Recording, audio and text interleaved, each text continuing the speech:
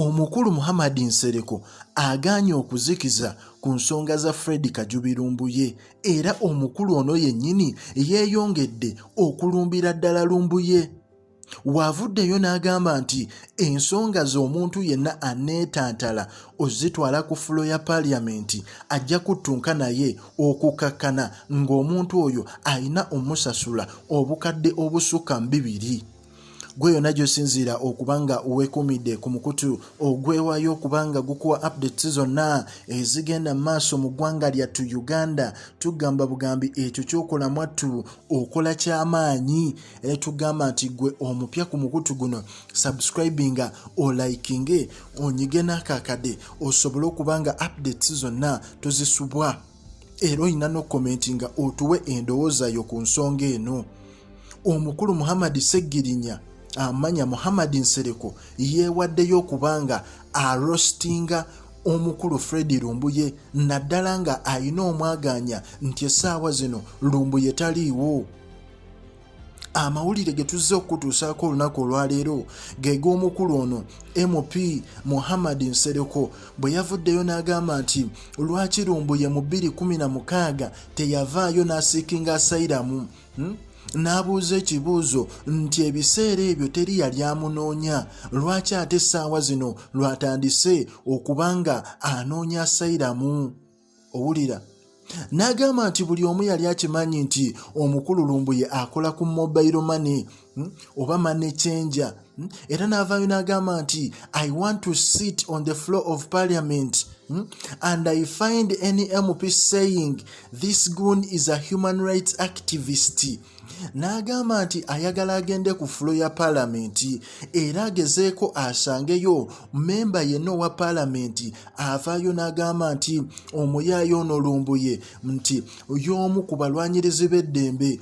Mukulu Muhammad Nsereko n'agamba nti I will go to the debate and present all the videos of this goon before parliament to see whether the fool qualifies to be a human rights activist.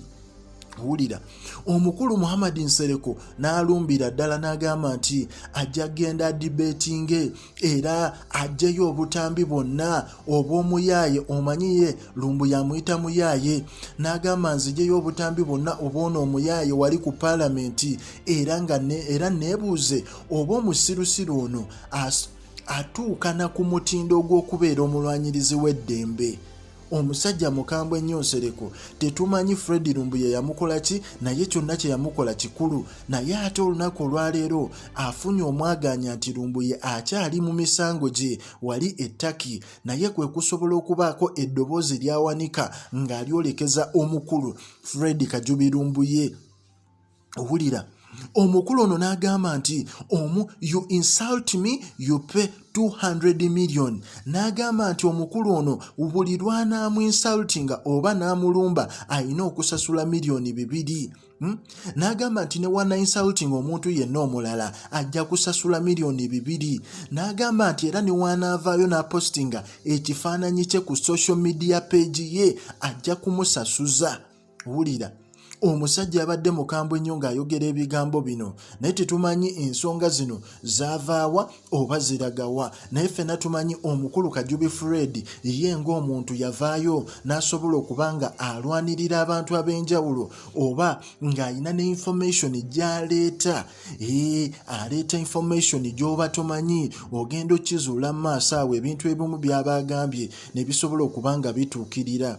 Naye ate tetumanyi Nsereko obusungu n'obukambwe buno bwonna abujjawa okubanga essaawa zino tayina kakwate kayagala kumanya ku Fred Kajubi Lumbuye. Naye ate mu mbeera eyo social media yamulumbye bubi nnyo. Omanyi omukulu Lumbuye essaawa zino yaddirira Bobi Wine mu kubeera n'amagye aga social media.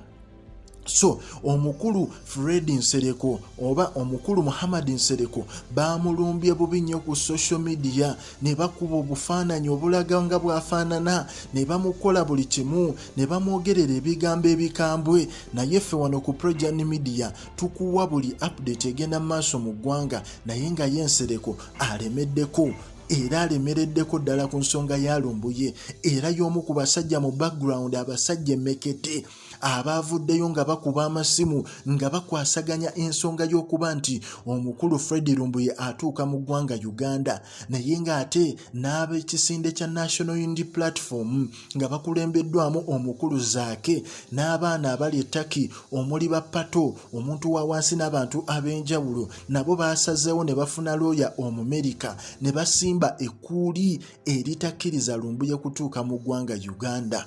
Gano amawulire gonna ogasisinkana wano ku Projan Media nga bwe twakugamba ffe buli update enaabeeguddewo ojja kuba mutaka naffe wano kubanga ogifuna bulungi nnyo, era tugamba nti gwe yonna gy'osinziira like nga commenting kweno video era osubscribing gwe atannaba.